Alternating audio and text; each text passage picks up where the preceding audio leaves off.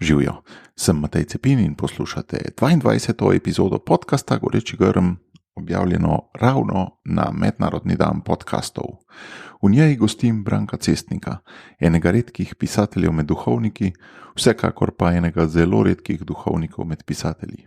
Trenutno poleg župnikovanja na Frankolovem piše svoj drugi roman, ustvarjalnost pa iz njega vre še na mnogih drugih področjih. Piše kolumne, predava, raziskuje, nastopa v medijih, je urednik, močno sled pa je pustil seveda tudi na nacionalni ravni pri delu z mladimi. Čeprav se zelo redko vidiva, mislim, da lahko rečem, da sva z Brankom dolgoletna prijatelja. Pri njem pa cenim predvsem dve lastnosti. Najprej široko razgledanost, zaradi katere so njegova mnenja dragocena na zelo raznolikih področjih. Potem pa tudi dialoško širino. Zdi se mi namreč, da ni blizu le meni, ampak zelo raznolikim ljudem. Svoje mnenje pogosto jasno izrazi, ampak to naredi na način, ki dopušča tudi drugačna mnenja in jih vabi v dialog.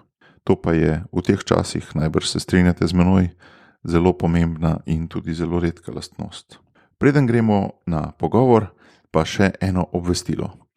S kolegom Sašom Kronigarjem v novembru pripravljava dvodnevno usposabljanje z naslovom Osebno poslanstvo, ključ do aktivne vloge v družbi. Na njem se boste naučili, kako pri sebi in pri mladih odkrivati osebno poslanstvo, kako zaznati tisto nalogo, za katero smo bili ustvarjeni in je ne more opraviti nihče drug, če je ne bomo opravili mi. Usposabljanje je v prvi vrsti namenjeno učiteljem in vzgojiteljem, seveda pa ste nanj vabljeni tudi vsi ostali. Je tudi v sistemu KATIS in je ovrednoteno z eno točko. Na sporedu bo 17. in 24. novembra, več o njem pa najdete na spletni strani Socialne akademije. Pa gremo kar v akcijo. Že veš, kaj je tvoj edinstven prispevek k boljšemu svetu in kako ga udejanjiti? V podcastu Goreči grm razkrivamo močne zgodbe tistih, ki že živijo svoje poslanstvo, zato da lahko ti najdeš navdih, prepoznaš svoje goreče grme in pogumno stopiš na novo pot. Živijo, Branko, dobrodošel v mojem podcastu. Pozdravljen, Matej. Si edini, kako bi temu rekel, delovno aktivni klaretinc v Sloveniji. Tole je podcast Goreči grm, kjer se veliko ukvarjamo s pomembnimi in ključnimi življenjskimi odločitvami. Domnevam, da tale za klaretince je bila kar ena od svojih ključnih odločitev. Kako se človek odloči za tak red, ki pravzaprav ni skoraj nič razširjen v Sloveniji? Najbrž je vseeno to minus, da ni nekega podpornega okolja, ali ti je čisto vseeno, če je to podporno okolje v Španiji pa Italiji? Je minus, ne, ker si sam kuhaš, ker si sam pomivaš, ker nimaš sobratov za molitev, za refleksijo, ne, torej to je ta minus. Jaz imam podporno okolje v Trstu, ne, sem član skupnosti v Trstu, ampak Trst je Trst, zdaj pa so še bile korone razmere in je bilo še težje imeti stike z našimi patri v Trstu. So pa tudi kakšne prednosti, ne vem, določena večja agilnost, ne, ko si sam od svojih urnikov odvisen, večja dinamičnost življenja, večja povezanost z ljudmi. Če živiš v samostanski skupnosti, si seveda član skupnosti, urniki samostana imajo prednost. Tako da moja situacija na nek način nenavadna, ni pa čisto nenavadna, ker imamo v redu več takšnih situacij, kakšnih patrov, ki so zaradi misionarskih razlogov, ki je na delovnem mestu, ki je ločeno od skupnosti. Kako je prišlo do te odločitve ravno za ta red? Torej jaz sem ob koncu gimnazije začutil potrebo po Bogu, začel že celo gimnazijo praktično, zlasti 3. pa 4. letnik začel iskati Boga, brati svetopismo tudi med drugim, brati tudi Tagoreja, Kalil Žibrana, to duhovno literaturo, ki smo takrat imeli na razpolago, ne, svetovno duhovno literaturo. Ob koncu 4. letnika, v drugi polovici 4. letnika pa sem potem začel tudi malo bolj intenzivno, tako da sem šel v Pleterjev samostan, sem spoznal meniško življenje, molitveno življenje, potem sem šel v Medžugorje dvakrat, tisto pomlad leta 84, ne. Zlasti potem moje drugo potovanje v Medžugorje je bilo zelo lepo, sem se priključil eni skupini mladih kristjanov iz Borovnice. Tisti so imeli en drug tip krščanstva, kot sem ga spoznal na Ptuju, pa Hajdini, ne, zelo globok, zelo odločen, poduhovljen, rožnovenski, pa so bili mladi, celo mlajši od mene nekateri. No, po tistem medžugorskem dogodku sem potem začutil bolj jasno redovniški poklic in sem začel tudi iskati različne redove. Med drugim sem potem prišel v stik tudi s klaretinci. Oni so bili edini, ker sem obiskal tudi, Stično, pa minorite njihove postojanke v Sostrem, takrat pa na Zaloški, pa za jezuite sem se zanimal. Ampak s klaretinci sem potem nekako ostal povezan. Ko sem šel v vojsko, sem si potem z njimi dopisoval, bili so tukaj v Ljubljani na Litijski cesti. Koliko jih je bilo pa takrat? Takrat so bili 3 v Sloveniji, oziroma še 3 duhovniki, en brat, 4. In potem, ko sem vojsko odslužil, sem nekako spet spostavil stik z njimi in ko sem se odločil, za kateri red, sem šel k njim. Malo zato, da so me vezali na medžugorsko izkustvo, marijansko izkustvo, klaretinci so marijanski misionarski red, predvsem pa zato, ker sem hotel biti misionar. Jaz sem potem začel kar hitro projicirati samega sebe kot misionarja v nekih daljnih deželah. Tako sem se zamišljal že kar od začetka svojo pot. Ko je pa ta želja po Bogu v 3., 4. letniku gimnazije vzniknila, ti si bil dosta aktiven tudi druge, na delovnih brigadah, pa v socialističnih strukturah. Ja, jaz sem bil mladinec, 3-kratni udarnik na delovnih brigadah, vsako leto sem dobil eno udarniško značko, se pravi, sem res pridno delal. Bil sem v Zvezi socialistične mladine na Ptuju aktiven, celo v centru marksističnih krožkov. To je neke vrste katehetski center bil, s katerim smo širili marksizem po osnovnih šolah. A to je bil kot en generalštab za vse te krožke, ali kaj? Ja, tako je to nekje delovalo, čeprav ni nikoli prav resno zalaufalo. V 80-ih so bile te razne taki poskusi tega socializma s človeškim obrazom, pa neko koketiranje socializma z alternativnimi gibanji, se pravi, da si marksist, pa imaš uhan v ušesu in dolge lase, Neko zlivanje identitet ste preizkušali. Marksizem, tisti uradni marksizem, socializem, beograjski, bi rekel Titov, nas je tiščal. To je bilo že avtmal, ali kaj? Ja, smo iskali neko novo pot, neke nove izraze, tudi same partizanske zgodbe, recimo smo že znali jih kritično oceniti, smo se že šušljalo o pobojih, pa tak, In iz teh krogov, jaz nimam slabih spominov na ZSMS, na to socialistično mladino, To je bil podoben val kot polti kasnejši, Golobiči pa te. Ja, iz teh krogov sem potem počasi, ampak v teh krogih, vsaj moj ptujski krog je bil zelo odprt tudi za duhovnost, tudi neka prijateljska povezava s katoliškimi mladinci je ves čas trajala, to ni bilo en proti drugim, Tako da sem se družil potem tudi s tistimi, ki so hodili k maši. Drugače pa sem jaz izhajal iz podeželskega katoliškega okolja, ampak zelo tradicionalnega, In na Ptuju sem pa potem bil bolj v teh meščansko-socialističnih krogih, Teda sem obe te izkušnje v gimnaziji imel. No, in sem potem iz tega počasi nekje začel tipati, vse to me je začelo tiščati, iskati sem hotel globljo resnico v življenju, prav tako sem ga intituliral, torej naslovil vprašanje, kaj je smisel življenja, Bog je ali ni, čisto po Dostojevskem, je Bog ali ni Bog, potem pa se naprej menimo, je posmrtno življenje ali ni, potem pa se naprej menimo. Te stvari to so ti bila tako vprašanja. Ja, taka. In to sem reševal brez rednega stika s cerkvijo ali pa s krščansko mladino, tu pa tam smo se dobivali, pa se družili kot prijatelji, ampak nisem tega v teh formalnih cerkvenih krogih reševal teh vprašanj, ampak bolj z literaturo, branjem poezije, branjem duhovne literature, tako da sem istočasno bral, Tagoreja, indijskega mistika, svetopismo, Stara zaveza preroki mi je bilo najljubše teme, pa Sartra, Gnus, recimo en roman, ta eksistencializem je tudi takrat nagovarjal. In kdaj si se pa oddaljil od tradicionalnega katoliškega okolja? Ja, tako kot večina Slovencev, mladih, po Birmi. Po Birmi, ja. Si prav čutil, da je to zdaj opravljeno in da moraš zdaj naprej? Birma se, če analiziraš nazaj, se razume kot obred prehoda in potem se ne vračaš tisto, kar si odkoder si odšel. Ne. Tudi eden, ko gre iz osnovne šole, se več ne vrača v osnovno šolo, osnovno šolec. Ne. Zdaj več nisi osnovno šolec, zdaj si srednje šolec. Isti psihološki trik je pri Birmi, obred prehoda sem naredil, zdaj se ne bom več vračal v cerkveno klop, ne, ali pa nisem več otrok, ne, da bi poslušal, kaj tam pravijo in delal točno, kak rečejo. Pri večini je potem ta vzgib pri sveti Birmi, ne. Ta ritualni psihološki moment je zelo močan. No. Ampak nikoli pa nisem imel kakih zamer do cerkve. Sem imel res lepo izkušnjo tudi našega domačega župnika, župnije, tako da je bilo res, ni bilo to nekaj drame. Če si pol predstavljam gimnazijca Brankota pred temi ključnimi vprašanji, kako si pol odgovarjal na ta vprašanja? Kako si prišel do tega, da ja, Bog je? Zdaj pravim, na koncu je pa potrebno neki dogodek, neko izkušnjo, ki je malo mistično, ne. To je bilo recimo Medžugorje, ne. Tam si bil kot čisti alternativec, spali smo zaviti v neke preproge, ker ni bilo kaj. Prvo noč smo spali kar na koru od cerkve. V Mostarju me je policija pregledala, me obtožila, da širim versko literaturo, zato ker sem imel neke malo duhovne knjigic zraven, recimo.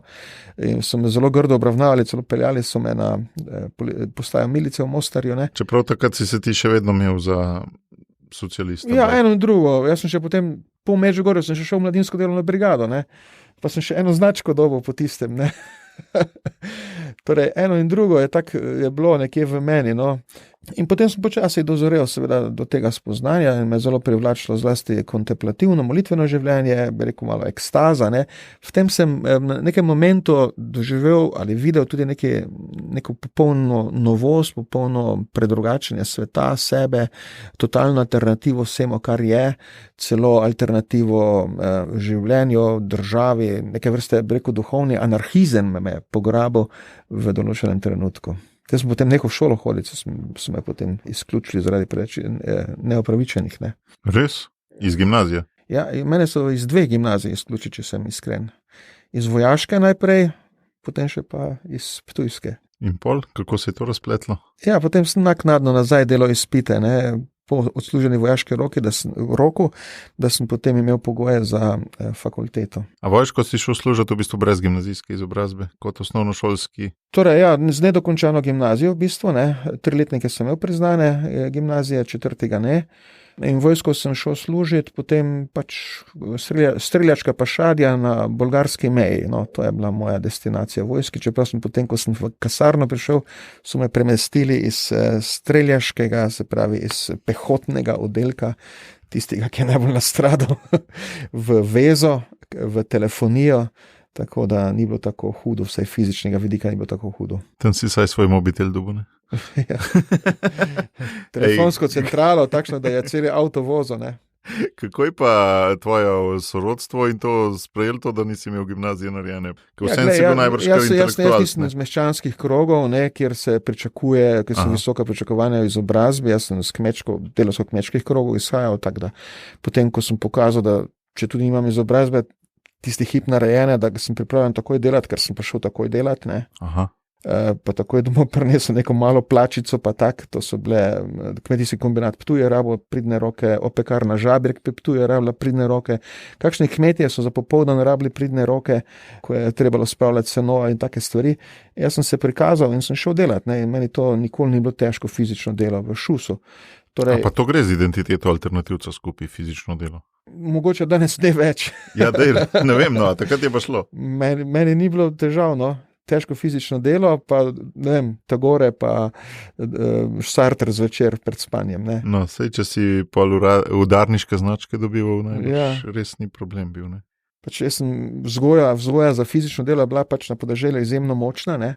Po eni strani je bila naša vzgoja na kmetiji malo liberalna, ker si se lahko potepal ure in ure po gozdovih, bila pa strašno stroga, če te ni bilo doma, ko se je delalo. Takrat si pa bil dezerter in si bil kaznovan. Kaj so pa bila obdobja prostih časov? Ko ni bilo dela. Ja, je bilo kakšno pravilo ali čisto? Ja, po žetvi, po spravilu sena so bila taka obdobja, ne. V poletnem času so bila tudi taka obdobja, ne. Potem v jeseni, po spravilu pridelkov je nastalo neko zatišje, lahko pa si lahko šel kaj okrog, k sorodnikom običajno ali pa pohajkovati, ne. Ti, kdo so pa bili potem tvoji zgledi duhovni, ali kakšen svetnik, ali kakšen živ duhovnik, po katerih si se želel delno ali pa v celoti ukalupati? Ja, meni je bil od svetnikov v tem obdobju najbolj všeč Frančišek Asiški. Aha.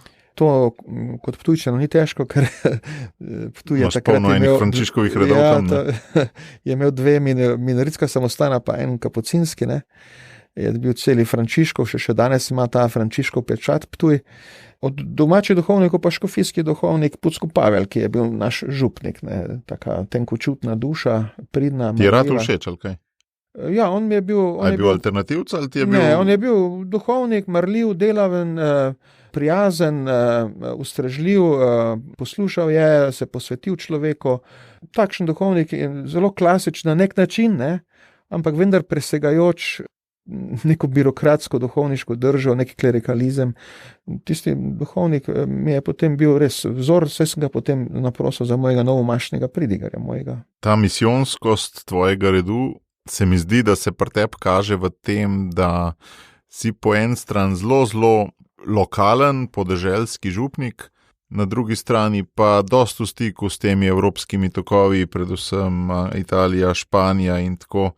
Kako se ti zdi, da te 2 komponenti bivata v tebi? Kaj dobiš od ene, kaj od druge? Ja, če tako gledam, kot sem že povedal, ne, že v gimnaziji sem znal biti precej domač, ne, lokalen, se pravi, iti na polje pa delati s kmeti ali pa za tekočim trakom dvigovati težko opeko z tekočega traka v pekarni.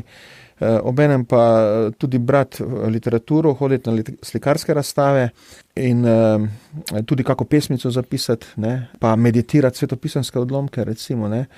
To sem že prej imel in to zgleda, da je potem ta vzorec tudi zdaj ostal. Ne, še zdaj sem tudi komot, ni mi težko biti podeželski župnik, očistiti faroža, zložiti drva, nacepiti drva, zakuriti kamin, poskrbeti za olje, smeti iz košov vseh skup, pa potem jih ločevati in vse svojimi rokami, ne.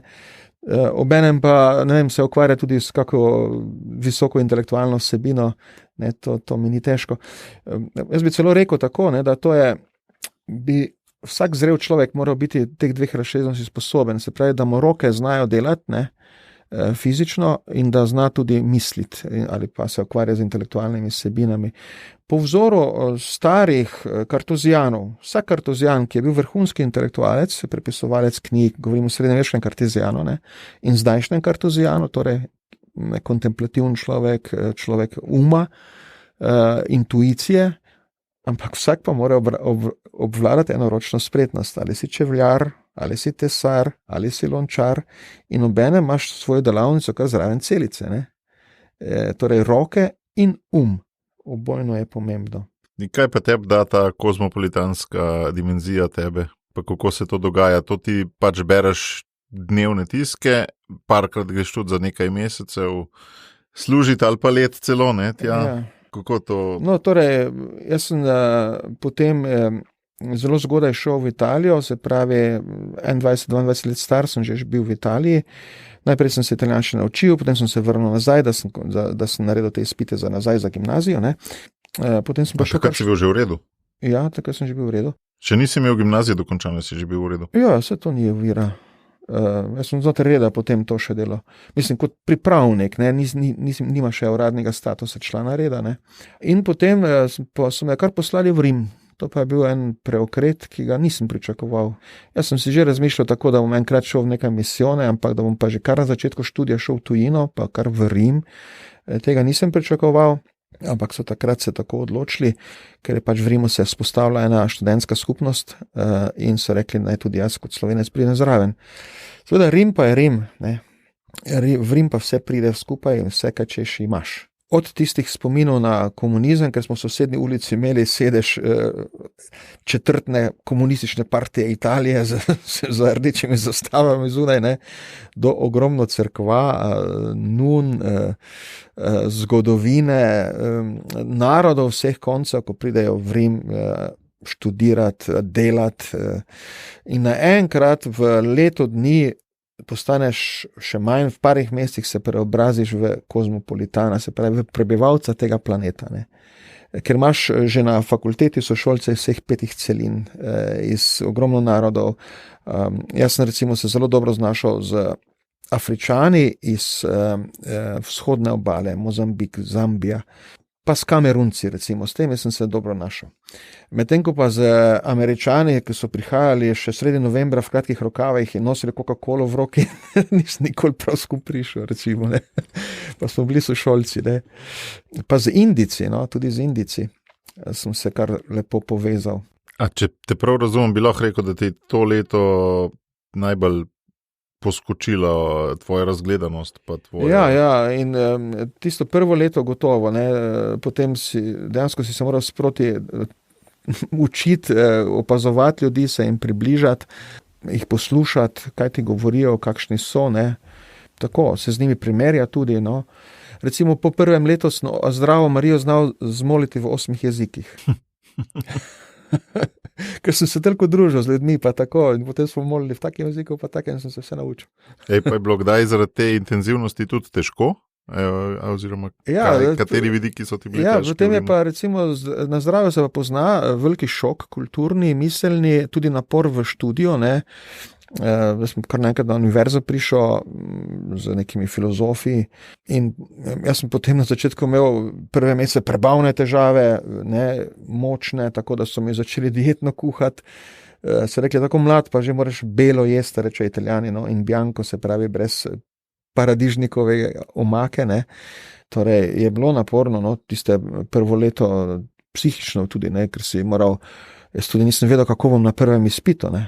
Bom sploh skozi prišel, kako bom jaz sem še se italijanščine učil, jaz sem še imel, med predavanji sem še imel leksikon, slovensko-italijanski dikcionarij, ne, zraven in sem potem sproti si kakšne besede ven prepisoval, da sem se učil še italijanščine med predavanji. In moj prvi izpit je bil o Aristotelu, metafizika. To je bil moj prvi izpit. Preberi metafiziko v italijanščini in o metafiziki bo izpit. Se pravi, originalno Aristotelovo delo, debelo, prebrati in v njem bo izpit. To je bilo za mene, jaz mislim, umr. Od strahu, kaj bo zdaj to, ne? Potem sem pa ta izpit naredil, potem se je pa začelo sproščati. Sem videl, da ni taki bav, ne, kot sem si predstavljal. A čutiš v tem tudi neko, se pravi, božjo pomoč, da kako je to možno, da je skoraj malo nadnaravno bilo? Ali... Torej, da si... poslan v neko preizkušnjo, ki pa ni taka, da je ne bi zmogel. No, to se je potem izkazalo, ne. Čeprav je strah bil veliki, ne, tisto prvo leto vsem tem, obenem veliki užitki, ker si spoznal celi svet, obenem veliki strah, kako se boš obnesel, ne. Zlasti zato, ker sem tudi imel malo na Ptuju te zaznamovanosti, Branko je pa tisti, ki ne naredi šole, Branko pa tisti, ki ne ve, kaj hoče, Branko pa se kar naprej lovi. Si imel malo slabo samopodobo. Ja, recimo zlasti tako iz mojega okolja, ne. Tudi z domače vasi so kar zamahnili z roko, Branko. On je že vse probo, pa še bo zdaj malo probo, potem bo pa tako šel spet nekam drugam, ne. Torej, je bilo malo tega, ne. Pa potem tista klasična ponižna kmečka vzgoja, saj ti nisi za velike stvari, ne, ti govori v enem kotu, pa dol gledaj, ne, pa si svoje misli, to se še vedno dodalo, pa si svoje misli, ne. Tisti svobodo svojega mišljenja ohrani, ne, ampak dol gledaj, ne, spuščaj se v velike stvari, ne. Tisto potem je to vse trebalo premagati v letu, dveh, ko sem bil v Rimu, ne, pa se nekako navaditi na neko širino, na odgovornost, na študij, na... Drugače si pa kar rad z različnimi ljudmi, z različnimi kulturnimi ozadji, se mi zdi, ne. Zelo znan si bil pred desetletji, da si bil pri Violah velik, potem tudi z različnimi intelektualci, politiki, filozofi, so bile že kdaj po medijih kakšne slike, ob katerih so se kakšni SDS-ovci tudi zgražali. Ja, imel sem kakšna srečanja, gotovo s kakimi eminentnimi ljudmi, ne, kdaj. Taka srečanja te vedno obogatijo, zlasti potem, če nekoga, ki ga vidiš veliko na televiziji, spoznaš bolj osebno, ne, po drugi plati in vidiš, da je drugačen, kot ga mediji rišejo in da ima svojo človeško toplino, globino in vse, ne, ni samo ena figura za medijsko obdelavo. Tudi vedno se soočiti s temi različnimi profili, ne da bi nehal biti to, kar si, ne. Jaz pri Violah so vedno vedeli, da sem duhovnik, ne, in kot takega so me vzeli zraven, torej, pač to so se navadili, jaz pa tudi na njih, ne, s njimi bil zanimiv. Enako tudi potem v kakšnih kulturnih krogih, pa tako poveš, ne, se to tudi vejo, ne, da si duhovnik. Je pa res, da imajo potem kakšni krogi, ampak bi rekel, niti ne najbolj tisti profilirani, kakšni bolj taki srednji, ki so bolj nagnjeni k kalkuliranju, kak daleč smem, kak daleč ne smem, se bom komu zameril. Pa imajo potem težave z duhovnikom v svoji sredini, ne.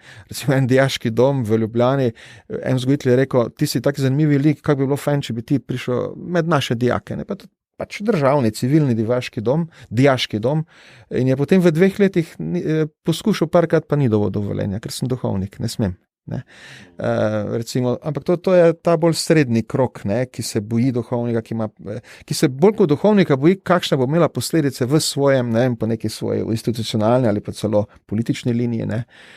Medtem ko pa običajno sem tu srečo, bi rekel, kar odprtost in neko veselje, da se lahko tudi ateisti ali pa levičarji recimo, ne, pogovarjajo z duhovnikom. Tako imam tudi sam tako izkušnjo s teboj, ne, da si različnim ljudem lahko različno. Ne. Ko so bila z ženo na pripravah na poroko, si nama bil poročni spremljevalci in si naj tudi poročil, ko smo bili pri skavtih, si bil pedagoški duhovni asistent, praktično smo bili v pedagogiki, kadar gre za kakšno intelektualno politično debato, si to, ne.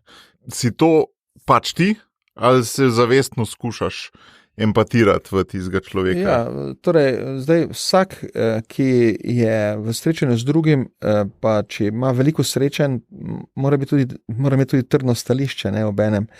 Torej, dialog in odprtost sta povezana z neko identiteto. Če imaš ti identiteto, tudi lažje greš v dialog, to je moja teorija, ki jo že ponavljam dolgo, ne? Ker imamo to tendenco, da moraš identiteto zatolči, če hočeš v dialog, ne? In obratno, da dialog škodi identiteti, ne? Pa ni res, ne? To je tako, da bi rekel, da bi ljubezen škodila osebni rasti, ne? To je povezano, ljubezen, žrtvovanje za drugega in osebna rast je povezano. Enako dialog in identiteta. Torej, biti to, kar si, obenem pa biti odprt. V smislu tudi, da veš, da nisi do konca zaprt. Nekaterih stvarih si zaprt, ne vem, duhovnik sem, posvečen sem, župnik sem tudi institucionalni lik za nekatere ljudi in moram biti, ne, in moram institucijo, ki jo imam čez, dobro voditi. Po drugi strani pa imaš tudi vedno tisti plastelinski del samega sebe, ki se pa pripravljen znova in znova malo oblikovati, prilagoditi, ne. Nenazadnje iz evolucije vemo, da je vrhunec preživetja je prilagoditev, ne. Da se moraš tudi vedno moraš biti toliko mehek, da se prilagodiš kakim novim izzivom, razmeram, tudi novim osebam, ki jih srečaš. Meni je zanimiv papežev stavek v okrožnici Vsi smo bratje, da se cerkev prenavlja iz obrobja, ne. Se pravi, da tam, kjer cerkev pride v stik na robu, ne iz generalštaba, bi rekel Franc Rode, ne, ampak iz obrobja, od tam prihajajo inovacije v srečanju različnih. Že včasih je veljalo, se pravi, ko sem še študiral katehezo, se pravi delo z otroci in mladino, ne, je veljalo, da največ dobrih stvari pride za pol misijonskih dežel, ne, kjer je ogromno mladine, kjer delajo laiki, ne, kjer ni veliko duhovnikov, od tam prihajajo ta boljši vzorci, ne. Točno zato, ne, ker so ti vzorci iz življenja, bi rekel tako, vzorci, kako duh deluje v enem občestvu, ne, niso toliko planirani iz generalštaba. In tudi slovenski cerkvi, če tako gledamo, ne, imamo sicer zdaj neki trenutek naše prenove, dobivamo nove škofe, neki novi ešalon škofov se pojavlja v slovenski cerkvi, to bo sigurno prineslo k drugačni podobi in tak, ampak na koncu bo odločilno dejansko to, kar se dogaja po župnijah, v skupinah, ne, tam, pa v družinah, prenos vere na mladi rod in doživljanje Boga v stiski, kako se obračajo ljudje na Boga v stiski, recimo to bo na koncu tisti cement, vezivo, ki bo novo cerkev zgradilo. Pa imaš ti tudi občutek, tako kot jaz včasih, da je cerkev vsem toliko klerikalizirana, da se tam po družinah pa skupinah skoraj nič ne dogaja, saj ni čisto res. Se dogaja, ampak je pa res klerikalizirana v smislu, da dajemo na naslovnice kler, ne, klero poudarek, recimo, ne vem, že sam časopis Družina dolgo rabo, da je naslovnice deklerikaliziral, ne. Recimo pa je to osrednji medij, jaz sem njegov sodelavec, ne, ponosen sodelavec Družine, ne smem reči, ne. Ampak je to težko bilo, ne, ker si potem se je vedno tudi tehtalo, ne, ja, zdaj pa če ne bo duhovnikov na naslovnice, kako bojo to naše naročniki sprejeli, ki so pa vajeni na duhovnike, ne. Duhovnik mora biti tak tak. V slovenskem prostoru je potem neka vrste supermanizacija duhovnika. Ne? Duhovnik je, ne vem, najbolj srečni so, če najdejo duhovnika in ga populariziramo v medijih, tak je super delaven, super aktiven. Ne? Potem pa, ko se sesuje fizično, zboli, potem pa zgine z naših medijev, ker več ni Superman. Ne?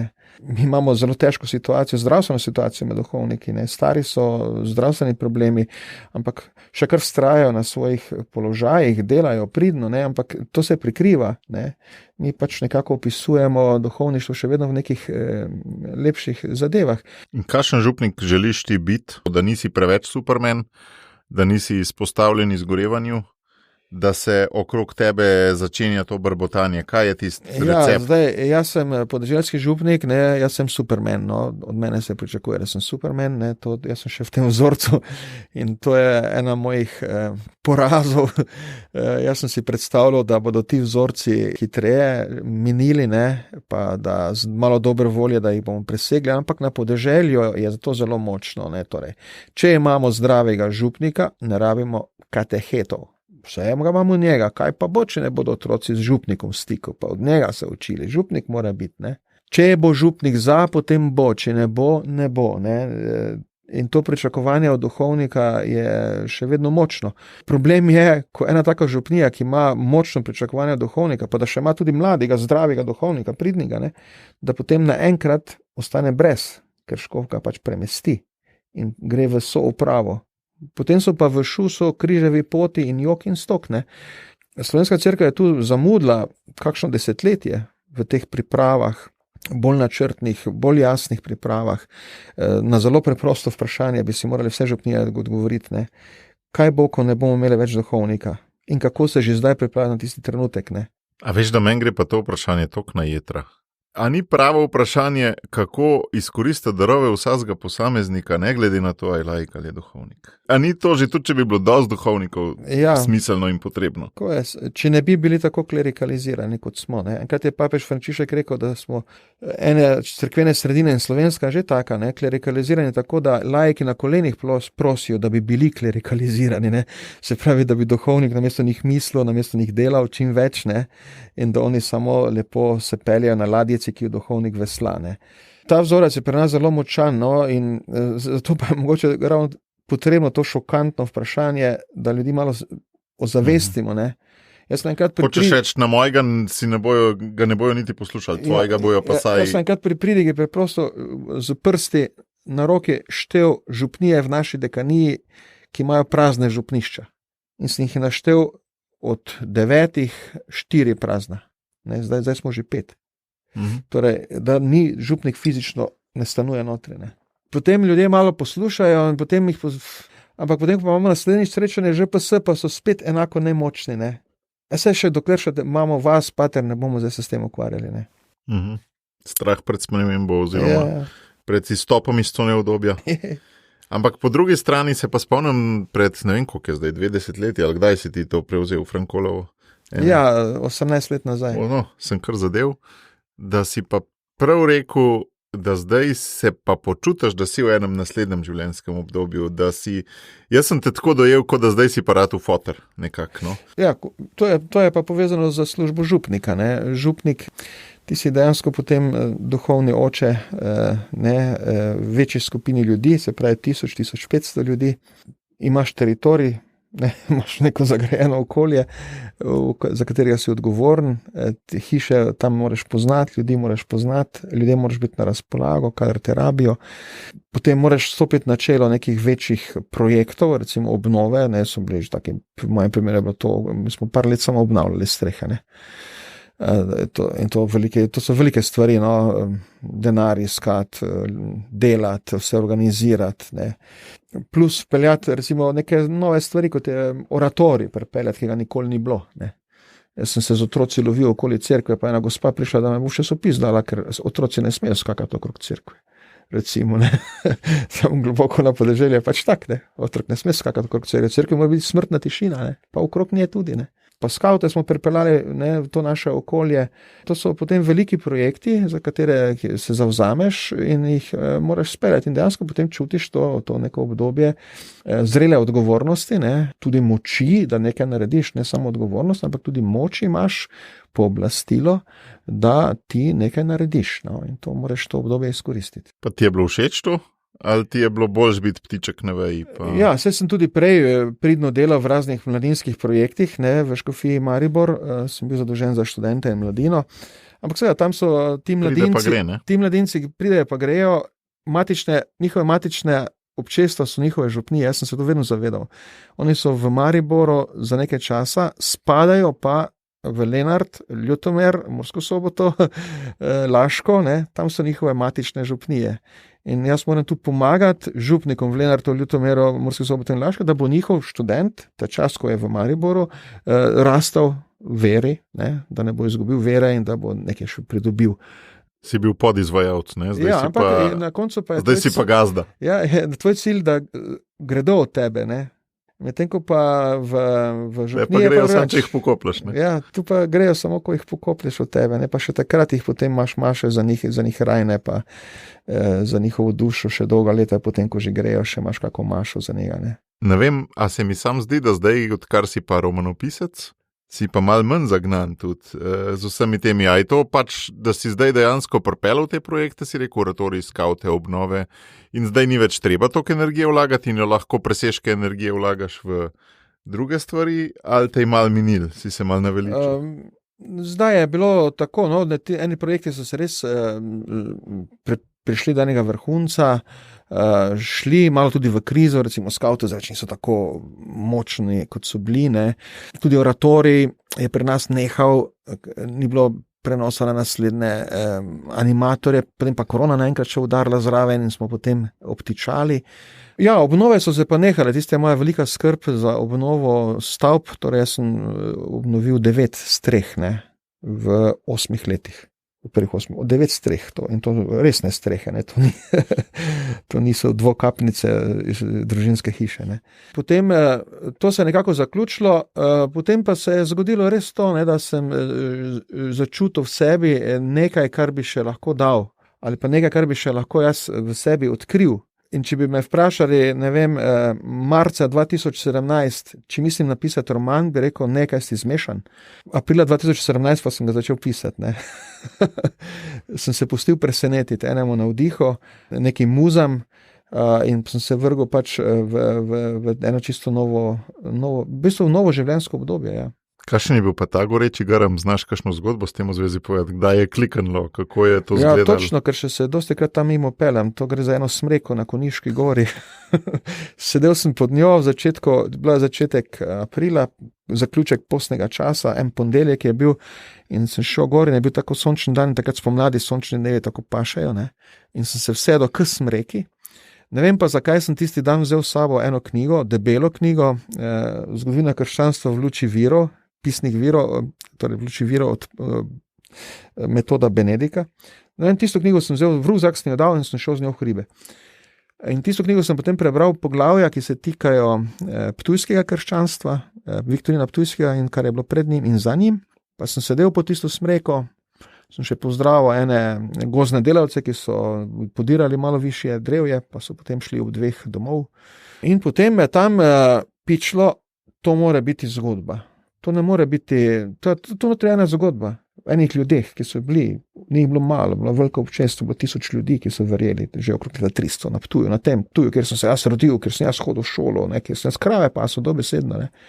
In potem, ko sem se spuščal dol do avta, to je bilo 1,5 ure približno do avta, da sem imel pot, ne, skozi gozd, sem že oblikoval tak prvo vzorec enega romana, no. Tisto, ko ti možgani popolnoma posrkajo in samo o tem razmišljaš in kar zardiš punavata, no, da pa ne vem.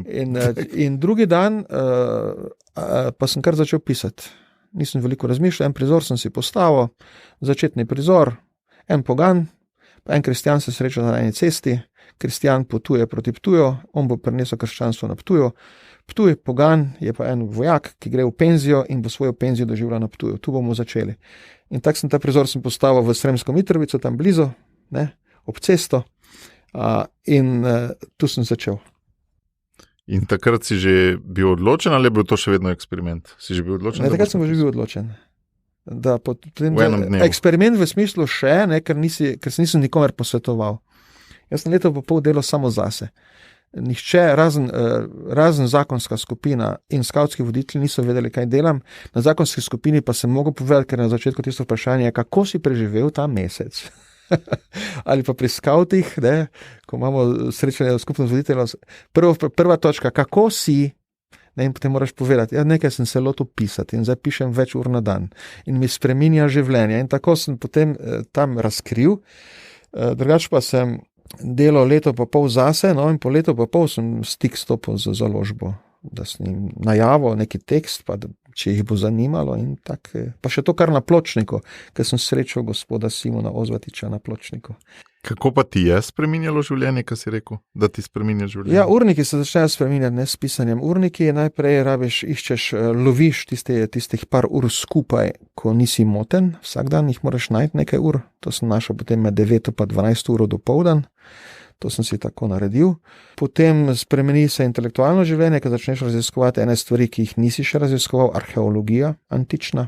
Se moraš učiti brati antične napise, se jih ti prebereš, potem prevedene v angleščino, nemščino, pa tak, ne, ampak vseeno moraš malo dobiti v feeling. Narisati si, kakšno je bilo okolje, kultura, civilizacija tistega časa. Jaz sem pač obdeloval rimsko civilizacijo okrog leta 200, ne. Dogodke, to vse se učiti, prebrati kako dobro knjigo, sem šel v Italijo, sem si kaj kupil dobrega, kakšne dobre članke skupaj potegniti, ne. In tako počasi graditi tisto okolje, obenem pa zgodbo, ne.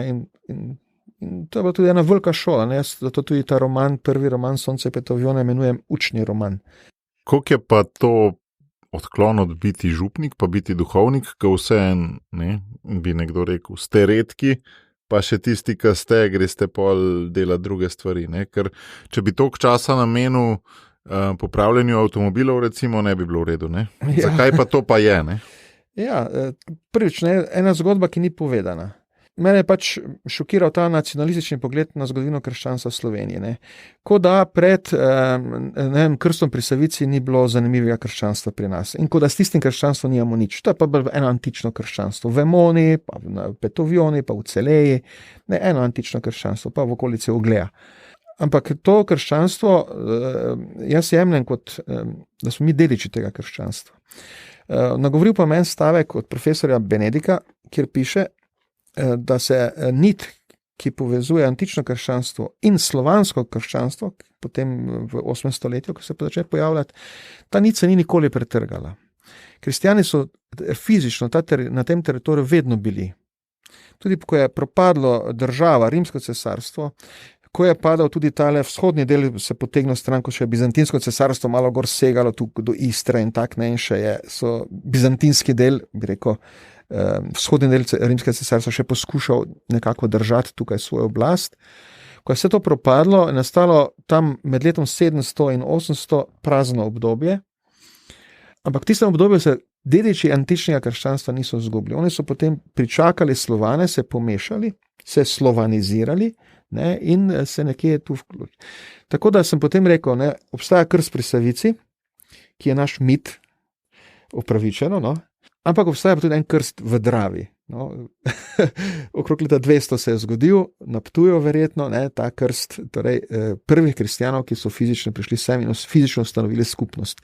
Mogoče je že kdaj prej kakšen kristjan prišel, verjetno je prišel, ne, ampak da so prav skupnost ustanovili pa okrog leta 200. To so pol zdaj prvič, razumem, pa so se že večkrat o tem pogovarjali, kar visoke ambicije, v bistvu ob bok krstu pri Savici postaviti tako delo. Vse ne, da se postavljamo ob bok Prešerno, ne. Ne to, ampak eno zavedanje, mit, no. No, jaz mislim, da bi tudi ta nacionalistični, romantični pogled na našo zgodovino pač trebalo malo dopolniti, ne, in videti, da naša zgodovinopisje pa to obdobje pač izhaja iz romanticizma, ne, in tistega pojma nacije, ki smo ga takrat dobili s Prešernom, z Blejvesom, Slomškom, ne, kar je lep pojem nacije, nam je pomagal postati nekaj, ne, ampak seveda lahko pa ta pojem tudi izključujoč, ne, in ena izmed zgodb, ki je nekje v senco padla, je prav zgodba o antičnem krščanstvu in o teh antičnih ljudeh, bi rekel, tehle sirotah, osirotelih ljudeh, ki so ostali brez Rima, ne?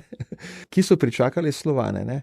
To je bil en taki, bi rekel, ideološki v narekovajih motiv, da sem se te zgodbe še toliko večjim veseljem lotil. Ne? Nisem še tako gledal, vidiš. Ja. Čeprav potem drugi motiv pa čisto oseben, seveda to gre za okolje, kjer sem ja živel. Ne? Naša kmetija na Zgornji Hedini je blizu pokopališča, po enih risih, ki naj bi bilo rimsko pokopališče celo na pokopališču. Ne?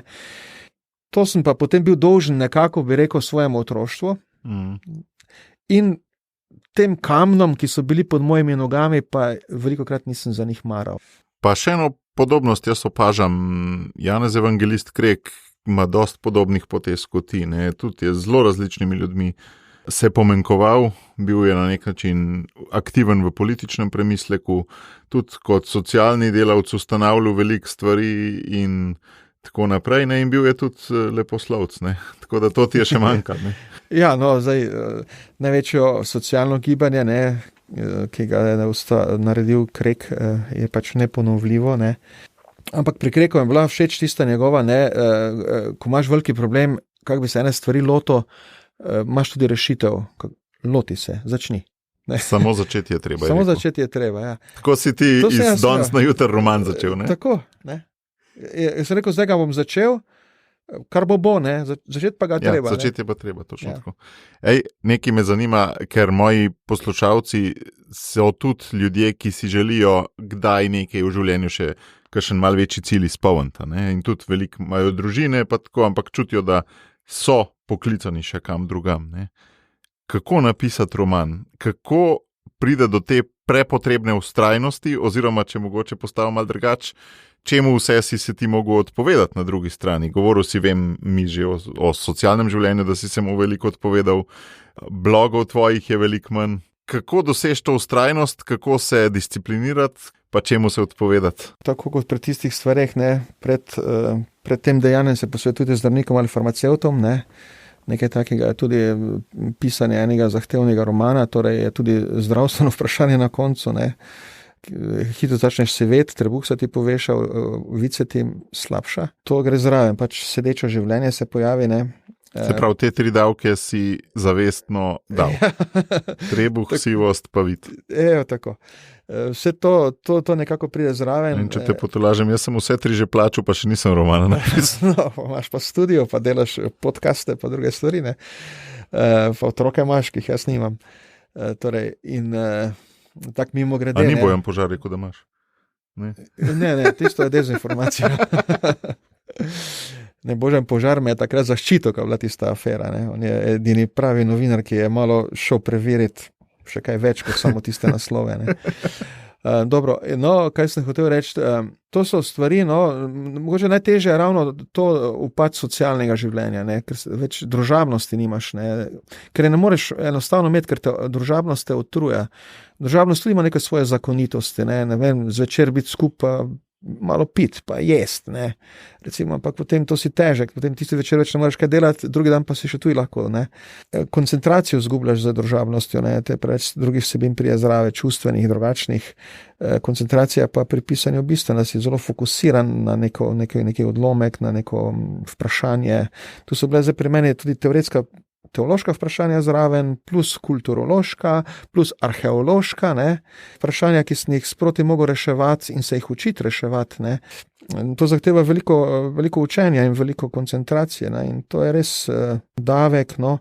Zdaj pri drugem romanu, ki ga zdaj bo kmalu zunaj, no, je bilo toliko bolje, če tako rečem, ker je pač bila koronavirus, ne, in sem te karantene maksimalno izkoristil. Sem delal tudi po 8-9 ur na dan lahko, ne. Drugače je pa to, ja, ima svojo ceno, ne. Te se včasih vprašaš, ne, če je vredno, ampak potem moraš spet videti, kaj ti bralec reče, no. Či bralec reče, da je bilo v redu, či kritika reče, da je bilo v redu, če ti širše okolje reče, da je ponosen na tebe, da nekaj ustvarjaš, potem veš, da je žrtev ni bila zaman, no. Ravno to sem hotel vprašati, ne. Vsi te socialni stiki in te mogoče duhovni pogovori, podeljevanje zakramentov, dati na tehtnico z eno knjižno izdajo, kako si miren v tem? Kaj je tisto, kar prevaga? No? Ja, župnikovanja nisem dal na tehtnico, ne. Ja, vem, ampak si pa vse tiste dodatne. No? Ja, celo kot župnik, ne, sem opazil v tem času, ko sem pisal, zato zdaj bo 5 leto, kar to delam, da bolj intenzivno pišem, da sem v tem času kot župnik celo malo pridobil pri faranih, ker sem fizično doma. Ne. Farani zelo cenijo to, da si fizično doma, da je župnik doma. To je za njih podatek, ki je skoraj da malo vraževern, ne. Zdaj smo pa nekje zaščiteni, ker imamo župnika. Angel varuh. Ja, ampak je za njih to pomemben podatek. Ne. Recimo na Frankovnem so še vedno vajeni recimo smrt, dogovor za krst, prid se fizično zmeniti, ne klicati, prid se zmeniti. Ne. Seveda je pa bolj drugo, mladinska pastorala, ki pa je bolj agilna, bolj dinamična, zahteva se vse z 2 avto, se odpeljati v hribe, se odpeljati tja. Ta mladinska pastorala pa je trpela. Ne. Zelo se mi v več podcastih pokaže to, ne, delati na mladih ali pa na odraslih, in od Benjamina Sitarja je bil en tak citat, ne, da, mislim, dobil ga je druge, ne, da Jezus je učil odrasle in blagoslavljal otroke, mi pa učimo otroke in sam blagoslavljamo odrasle. Ne? In da je to mogoče tudi en tvoj prehod malo bolj Jezusovi drži, da se mečkam bolj odraslim, ker otroci tvojega romana ne bojo brali. Ja, in oddaljeni. Zdaj se prvi roman, ki je narejen tako, da se zelo spoštuje poganski fokus, ne? Da ni to za krščanski roman, ne? Ampak je, celo sem dobil eno kritiko z krščanskih krogov, da so pričakovali bolj krščanski roman, več o kristjanih, ne pa toliko o poganih, ne. Torej, poganski Ptuj nekako obujam poleg zgodbe o prihodu kristjanov, ne. Ampak to pa cenijo ljudje, ki niso kristjani ali pa ki niso tako strogo vezani na cerkev. Da ni propagandističen. Ne? Ja, to pa cenijo, ne. To pa je pač njihovo. Nekdo mi je rekel, da sem se potem malo prodal, ne. Da sem s tako lahkoto prišel tudi do nominacije Kresnika, sem dobil potem tudi kritiko, da je to znamenje, da sem politično korekten, ne, in dovolj mavričen, kakor je danes neka ideološka moda, ne, in zato, da so me potem poklicali gor na slovenski Parnas, se pravi tukaj gor. Ampak niso pa še prišla do tega, kako si glavo za veliki cilj nastrojiti. Kaj si mogoče v glavi povedati ali pa kako prepoznavati to poklicanost, ko si pred nekim takim velikim ciljem, ki bo zahteval tisoče in tisoče ur? To je zdaj tako, ne. To je zdaj ena točka popolnega tveganja, ne. Dokler mi niso na celjski Mohorjevi založbi rekli, da je vredo, da bo to se dalo brati kot roman, ne. Jaz nisem vedel, kaj imam točno v rokah, ne. In bi lahko tvegal, da nimam nič pravega, ne. Ampak po drugi strani sem pa rekel, če je toliko ur šlo, pa toliko resnega študijskega dela, ne, in toliko žrtev, tudi ne more biti nič iz tega, nekaj bo, ne. Je pa potem seveda bila stvar zelo uspešna, ne. Jaz mislim, da tudi zato, ker so ljudje začutili ogromno delo zadaj, no. Ne samo literarni vidik, ne samo ta fabula. Ta večplastnost, ne, in neka drznost, neka smelost, da sem se lotil ene take teme, ki se je en pisatelj povprečen boji, ker je pač neznana, ker je malo podatkov, ker se treba loviti v arheologiji pa v antičnih spisih, ne.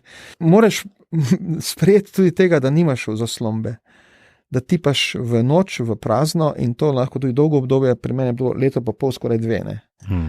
Dokler nisem od založbe dobil nekega potrdila, ampak potem sem še vseeno leto dni delal, da smo potem to uredniško poštimali, ne. Sreča je na strani pogumnih, ne. Pogum pa razločevanje, ne, vse bi lahko to bil tudi ena fanatična ideja, ne, ena fantastična ideja, fantast bi lahko izpadel, ne. Pa tudi malega je lahko not, ne. Ja, tako, ja. Ampak tisti, ki niso dovolj pogumni, da bi izzivali, ne, srečo in ne naredijo investicije. Fortuna išče sebi močne tekmece, je zapisal Seneca. To imam v novem romanu njegov citat. Fortuna išče sebi močne tekmece. Ona ne deli sreče kar tako, ampak ne. Nekemu tekmecu, ki jo izziva. Aha, ja. Še o tvojem osebnem poslovnem modelu bi me zanimalo. Veliko si predaval, veliko si pisal. Se spomnim, da si mi že tudi govoril, ne, da ta dodatna sredstva tudi kar nekaj pomenijo, ne, za tvoje osebno preživetje konc koncev. Kako je pa zdaj s tem, pa kako je korona udarila, pa nasploh duhovniki? Korona po duhovniki ni tako udarila kot po župnijah, ne. Če smo imeli zamaševati, in to smo imeli, da si imel vsak dan mašo, tudi če si bil sam, ne, imaš tisti redni prihodek iz daru za mašo. To je prehodek za preživeti. Potem med korono smo odkrili tudi to klasično slovensko solidarnost, župniki, da so nam na kljuke obešali solato, pa pečenko, pa to, pa ono, pa mleko domače, ne. Tudi ta hrana je bila vedno nekje pripravljena. Ne. Marsikdo, tudi kakšen umetnik, nima takega stika z ljudstvom, kot ga imamo duhovniki. Ne. Ljudstvo skrbi na koncu zate, tudi če bi mislim, neka stara mišljenja je, da sramota, če je župnik lačen, ne. Sramota za faro in farane. Ne. Jaz pa seveda imam tudi te prihodke, ki so z naslova pisanja in tak, da ni bilo težav. Potem še pa država nekaj pomagala, tako da sem na koncu celo se odločil za eno pomoč drugam, no, da sem tisti neki, kar sem prešparal, pa ne rabim, da sem dal od sebe. Da počasi zaključva, razmišljal sem veliko, zakaj me ti kot oseba nagovarjaš, in letos, ko se začenja ta sinoda o sinodi, kjer naj bi se v cerkvi veliko govorilo o tem, kako se pogovarjati, kako do vsega prijati, kako ne samo en župnik odločitve sprejemati, ampak širše občestvo naj bi iskalo, ne, tudi tisti, ki so krščeni, pa mogoče že zelo oddaljeni, mimogrede, to se meni zdi zelo nerealno za Slovenijo, ampak bomo videli, kaj bo Duh dal, ne. In ugotovil sem, da točno to je tisto, kar ti že par desetletij te vidim, kot da živiš, no. Se pravi, da iščeš različne ljudi, se v njih v dialogu, se oplajaš sebe in jih na nek način živiš to sinodalnost. In to se mi zdi v tem času, ko so družbene delitve tako močne, skozi močnejše, zdaj nimamo več samo za Janšo pa proti Janši, ampak imamo še za COVID pa proti, pa cepilce, anticepilce in vse naprej, ne, da je to tvoje poslanstvo res mainstream ratalo, no? Ja, čeprav tudi moraš zavzeti ene drže, ki so potem v eni situaciji sporne ali pa kočljive. Recimo, jaz sem en prvih, ki sem dal na Facebook v začetku maja, torej že, da sem 2-krat cepljen, ne, in sem dal na svoj Facebook in sem napisal, pozval, naj se cepijo, naj ne bodo cepci, sem celo dal zraven in to so eni ljudje so ponoreli zaradi tega, ne, ampak so trenutki, ko moraš tudi svojo držo pokazati, ne. Rekel, ja, moj stav je takšen, se ga ne sramujem in zdaj, če boste me oklofutali, bom povedal, kar mislim, torej dajte se cepiti, zaupajte medicini v tem primeru, ne. Torej, moraš biti pripravljen tudi na eno polemiko, ko je treba, ne. Načeloma pa človek ne raste iz polemike, ne. Človek raste iz pogovora, iz sožitja, iz iskanja kompromisov, iz prilagajanja, ne iz borbe, upora, ampak na koncu iz prilagajanja, da skupaj pridemo, pa se prilagodimo eni situaciji, ne. To je potem tisto, kar nam da naprej. In to sem jaz zelo prepričan, tudi tako kot Slovenec, kot politično bitje, ne, kot državljan, torej, da na koncu bojo Slovenijo naprej pripeljali tisti, ki bojo se znali pogovoriti na sredini, se pravi, ne tisti, ki iz obrobja kričijo, zahtevajo neke irealne zadeve ali pa uživajo v spopadu, ne, temveč tisti, ki bojo znali na sredini se pogovoriti. Preko tako nekako imam podobo naše domače vasi, na sredini vasi je bila ena kapelca pa lipa, okrog lipe pa miza, ne. Torej, tam in zraven pa eno igrišče, to je bila gmajna, ne, vaška gmajna, ne. Tja se je prišlo v nedeljo popoldan, nihče nas ni sklical, nihče ni nič, ampak eni so igrali nogomet, eni so sedeli, se pogovarjali, ko pa bil maj, pa še so kaj pri kapeli zmolilo, ne. To je bila zlata sredina. To je tista sredina, s katere priješ. Oni, ki so pa kaj kovali, pa razdirali, niso tega delali pod lipo. Ki so delali tam za enim plotom ali pa v gostilni, v pol temi, ne. Torej, že fizično si imam to predstavo, ne. Torej, ena točka mora biti, kjer pridemo skupaj. In parlament je ta točka, recimo. Ne, to je naša lipa, pod katero se dobimo, ne. Žal se mi zdi, da zdaj je veliko hrepenenja po končanju spopadov, srečaš na levem in desnem to, joj, kako bi bilo prav, da bi se vsi razumeli. In veliko nemoči, da bi to resničili. Ampak je treba se potruditi, no. Kje vidiš upanja tega v Sloveniji? Kje vidiš take točke, kjer se to dogaja? Ena takih točk bi lahko umetnost bila, ne, točno, umetnost, ampak tudi v umetnosti. Ja, torej, so te točke, recimo šport, ne, šport je dal eno močno pozitivno sporočilo v slovenski prostor o ljubezni do telesa, do gibanja, do tega, kar šport je, ne, kot šport in do tega, da pripadamo nekomu, neki naciji, ki je športno uspešna. Ne. In naše športnike občudujemo, so naši narodni heroji zdaj, tega časa. Ne. Recimo, to je en taki trenutek. Tukaj smo še zelo daleč od skupnega sanjanja prihodnosti. Ne. Ja, ampak je en trenutek, ko vidiš, da se da, ne, čeprav tudi nekateri tega nočejo, no. Ampak to je en taki trenutek. Ali pa kakšne uspehi, kakšnih umetnikov. Ampak vidimo, da potem tudi pri umetnikih pride tako hitro, ga potem iščejo, ki je politično postavljen in ga potem poskušajo opredeliti, pa se manj ukvarjati z umetnostjo, ampak bolj z njegovimi političnimi formami. Ne. Ampak tako se mi zdi, da ta simbol lipe, ki si ga omenil, je, da različni pridejo skupaj in so ustvarjajo. Zdajle kot primere si dal pa samo nekoga, ki je pač blazen v svoji niši in drugi ne pridejo skupaj in so ustvarjali, ampak samo njega častijo. Ja, to je žal pri nas tako. No, mi smo zdaj nekako razdeljena družba, ne, in nekateri so psihološko strukturirani, zgleda za spopad, za konflikt, ne, bolj kot pa za pogovor.